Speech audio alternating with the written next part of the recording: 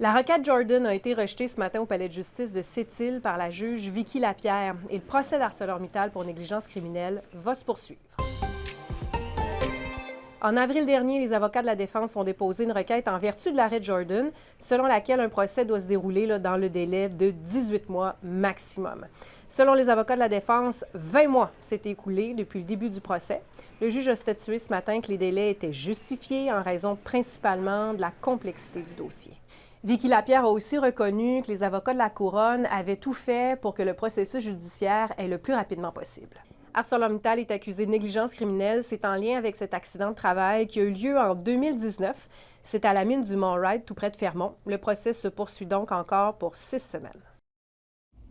Une ville plus verte, c'est le souhait de la Corporation de la protection de l'environnement de Sept-Îles qui a distribué gratuitement des pousses aux résidents de la ville samedi dernier. 300 épinettes blanches, pains blancs, des pains rouges, des bouleaux jaunes ont trouvé preneur lors du Salon de la jeunesse à se tenant à l'Aréna Conrad-Parent.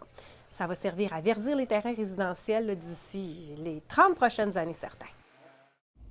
Si je vous dis le curling sur tapis, est-ce que ça vous dit quelque chose? Eh bien, c'est un nouveau sport qui a volé la vedette des Jeux régionaux de la FADOC qui se tenaient cette fin de semaine à Port-Cartier. Marc Lacroix a inventé le curling sur tapis spécialement pour les aînés et les personnes qui sont à mobilité réduite. Le sport garde le côté tactique, on va dire, du curling, sans ses aspects plus athlétiques. On aimerait que ça devienne une nouveauté accessible, confortable, debout pour les gens, que ce soit à mobilité réduite, les aînés de 7 à 97 ans. En tout, il y a environ 1200 sportifs de 50 à 90 ans qui se sont déplacés lors des 2 volets des Jeux régionaux de la FADOC. C'est au mois de mai à Forestville, Bécomo et Port-Cartier.